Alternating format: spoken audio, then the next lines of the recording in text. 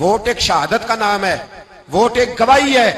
جب تو کسی کو ووٹ دیتا ہے تو کہتا ہے تیرے سیاہ سفید میں تیرے ساتھ ہوں، پھر کس طرح تو کہتا ہے کہ اس نے ظلم کیا میں موجود نہیں تھا؟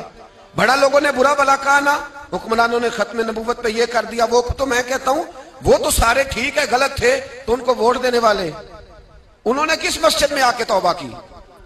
انہوں نے کہا آ کے اپنے نفل پڑھے اور کہا ہم سے غلطی ہو گئی ہم بھول گئے؟ وہ کدھر ہیں وہ لوگ جو ان کو سپورٹ کرتے ہیں؟ یہ خود آ جاتے ہیں۔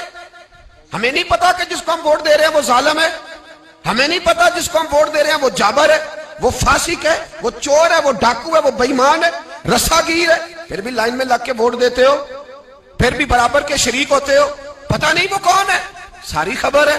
کیا مانگا تھا یزید نے امام حسین سے؟ ووٹ تو دے دیتے چپ کر کے امام حسین۔ مسجد نبی میں بھی تو جمعہ پڑھاتے تھے، مسجد نبی میں جمعہ پڑھاتے تھے، مدینہ شریف میں مصطفیٰ کے جانشین تھے۔ یزید کہتا تھا جو آپ کہیں گے مل جائے گا، پر امام حسین نے فرمایا یہ نہیں ہو سکتا کہ میں مسجد نبی میں نماز پڑھاتا رہوں اور میرے نانا کی امت پر کوئی ظالم مسلط رہے، یہ نہیں ہو سکتا۔ ووٹ مانگتا تھا، ووٹ۔ تجھے ووٹ کی قدر کا نہیں پتا؟ امام حسین نے 18 سال کے نوجوان سے لے کر 6 مہینے تک کا علی اصغر قربان کر دیا، پر ظالم کو ووٹ نہیں دیا۔ تیرا کیسے حوصلہ پڑتا ہے؟ پھر تو 10 محرم کی دیگ بھی پکاتا ہے، کس طرح تیرا حوصلہ پڑتا ہے؟ کس طرح کر کے تیرے اندر ہمت آتی؟ جلال بادشاہی ہو یا جمہوری تماشا ہو، جدا ہو دین سیاست سے تو رہ جاتی ہے چنگیزی۔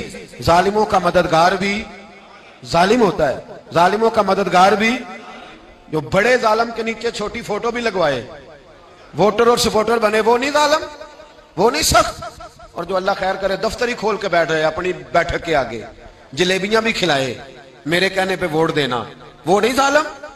بچ گئے، باہر نکل گئے، نہیں جی نہیں ہم پاک صاحب ہیں، حکمران بڑے ظالم ہیں، نا تو بچ نہیں سکتا، تو برابر کا شریک ہے۔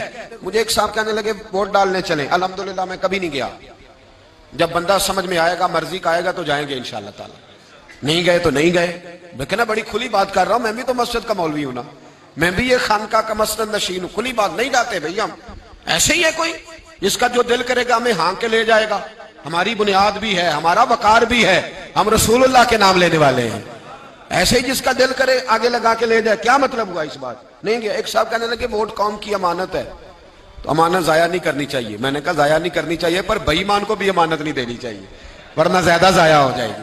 امانت ہے تو بے ایمان کو امانت دے آئے، عجیب بات ہے بھائی، امانت کس کو دینی چاہیے؟ کہ بے ایمان کو دینی چاہیے۔